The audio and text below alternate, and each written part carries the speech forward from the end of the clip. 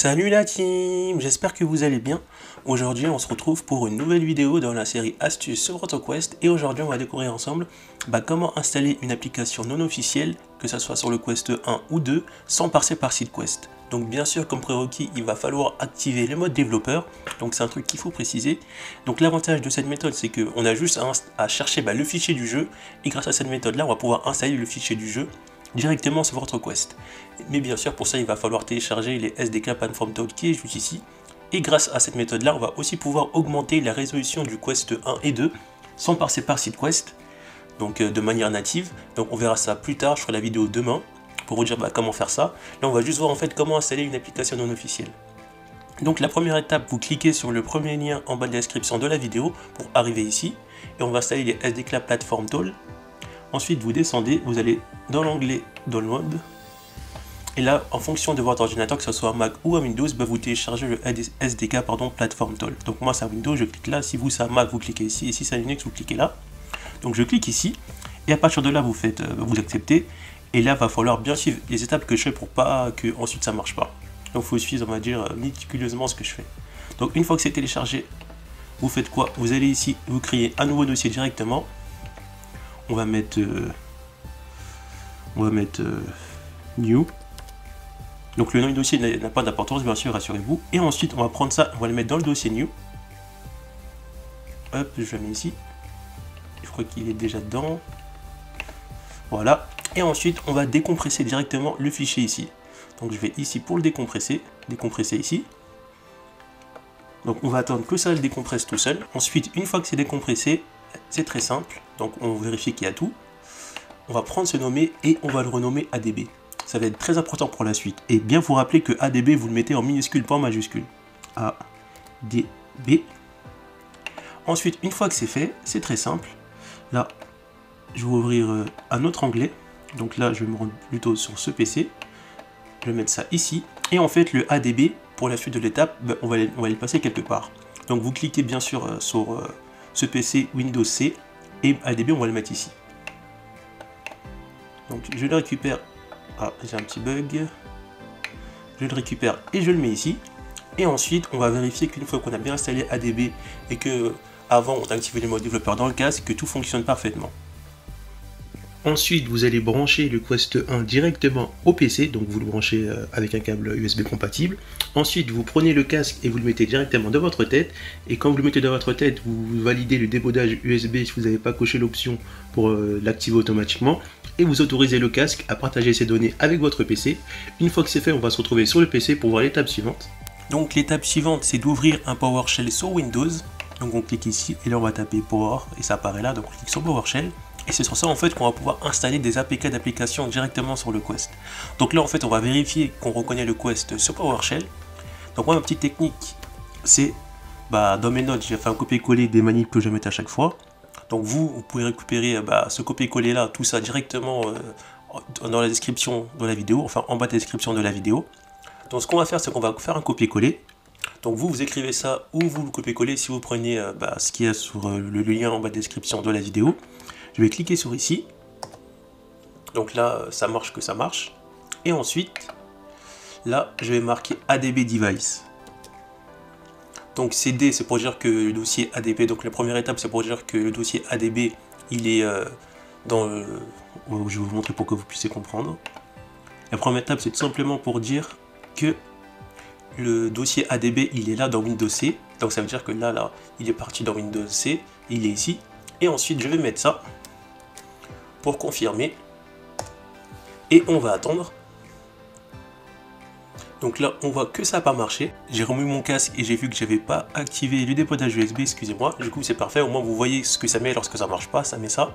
Donc je vais refaire l'étape, ça va être très rapide. CTRL Z, CTRL C, je vais ici, je fais ça et là ça va marcher vu que j'ai bien activé ce que j'avais oublié d'activer. Et là, on voit que ça marche. On marque donc ça veut dire que mon casque est enfin reconnu sur le PowerShell. Et maintenant, on va voir comment installer une application non officielle. Ensuite, on va télécharger l'application Alvear qui permet de jouer sans fil comme Virtual Desktop, mais qui fonctionne beaucoup moins bien que Virtual Desktop. Mais l'avantage, c'est que cette application-là, enfin ce logiciel-là est gratuit. Donc on va faire la manip pour voir comment installer une application non officielle avec Alvear VR. Donc vous allez cliquer sur le deuxième lien en bas de description de la vidéo. Et ce qu'on va faire, c'est que vous allez descendre et chercher le fichier APK de Alvear. Parce qu'on peut, avec cette méthode-là, on peut télécharger et installer que des APK sur votre Quest. Donc l'APK, il est ici, vous cliquez dessus. Donc là, on voit que l'APK est OK. Et ensuite, on va revenir là. Voilà, on va récupérer l'APK, on va le poser ici. Ensuite, l'étape suivante, ça va être très simple. Donc je reprends mon dossier de base. Donc ensuite on va sur Windows C et là on va où j'ai mis le dossier ADB et on va cliquer sur le dossier ADB. Et là en fait on va créer un nouveau dossier qui va s'appeler APK et c'est sur ce dossier là en fait qu'on va installer toutes les applications non officielles. Voilà. Ensuite on clique dessus et on va prendre ce dossier d'Alvear et le mettre à l'intérieur. Une fois que c'est mis, c'est très simple. Donc après qu'on l'a fait, on peut commencer à l'installer dans notre casque. Donc les prérequis, c'est de vérifier que ça remarche toujours. Donc on fait ça, je le remets là, juste pour vérifier que ça marche, que ça reconnaît toujours mon casque, parce que des fois ça peut arriver que ça ne remarche plus. Donc là on voit que ça marche, ça a marqué le nom de l'appareil, Diva ça veut dire appareil.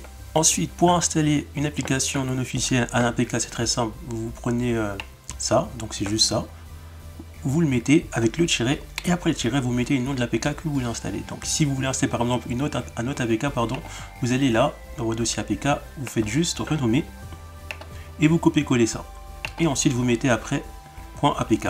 Du coup moi je vais tout prendre directement, je vais pas me casser la tête. C'est pour ça que j'ai créé un bloc-notes pour me faciliter la vie. Enfin que j'ai mis ça dans le bloc-notes plutôt. Et je vais faire entrer et si ça marche normalement on va voir qu'un succès va apparaître. Donc là on attend, et voilà, performance succès, ça veut dire que là, mon application Alvear est installée dans mon Quest. Et maintenant ce qu'on va faire, c'est qu'on va se retrouver dans le Quest, et on va vérifier que ça a bien été installé. On est sur le Quest, et là on va descendre, cliquer ici, et on va cliquer tout en haut, et on va cliquer sur source inconnue. Et là on voit que Alvear est là, on va cliquer dessus, pour voir que ça fonctionne. Donc Alvear, ça permet de streamer l'écran sur PC comme Virtual Desktop, mais il faut installer le logiciel, du coup c'est pour ça que là ça marche pas. On va quitter et on va voir comment désinstaller parce que installer c'est bien mais savoir désinstaller c'est mieux. Du coup en dessous d'Alvear on voit qu'on a un petit truc marqué en dessous, on a une deuxième ligne où il y a marqué un truc et la deuxième ligne où il y a marqué un truc il faut prendre ça, le marquer sur une feuille et ensuite remarquer ça pour désinstaller et on va voir comment faire ça directement sur le PC. Donc maintenant on se retrouve pour la dernière étape à savoir comment désinstaller une application non officielle une fois qu'on l'a installée. Donc c'est très simple, la commande c'est juste ça, c'est -adb.uniinstall. Et ensuite, vous copiez ce qu'il y a dans l'Oculus Quest, dans votre casque Oculus Quest. On a le nom de l'application et en dessous, on a une autre ligne qui apparaît. Vous copiez juste la deuxième ligne qui apparaît en dessous. Donc moi, je vais juste prendre tout d'un coup. CTRL-C et CTRL-V ici. Et ensuite, on a juste à cliquer sur Entrée et là, on voit que c'est désinstallé. Du coup, voilà, on arrive à la fin de cette vidéo. Donc moi, je vous conseille d'avoir un bloc-notes et vous marquez directement toutes ces commandes-là. Ça vous fait gagner du temps et ça vous évite de les remettre à chaque fois. En programmation, on fait souvent ça pour éviter de remettre les mêmes lignes de code. Du coup, voilà, si cette vidéo vous a plu, n'hésitez pas à vous abonner, à mettre un petit pouce bleu et à mettre en commentaire pour savoir si vous aussi ça marche et vous avez réussi à installer une application non officielle. Et surtout, faites très attention lorsque vous installez une application non officielle parce qu'il peut y avoir des virus, il faut aller chercher dans les beaux endroits. Du coup, on se retrouve pour une prochaine vidéo. A plus la team! Pour retrouver d'autres astuces sur votre Oculus Quest, cliquez sur les perdus du numérique, après vous êtes abonné bien sûr. Rendez-vous dans l'onglet Playlist et cliquez sur la playlist Astuces Oculus Quest. Donc dans cette playlist, pour l'instant, vous pouvez déjà retrouver des astuces qui sont déjà faites. Et j'essaierai de mettre la playlist à jour avec des nouvelles vidéos dans la mesure du possible. A plus la team!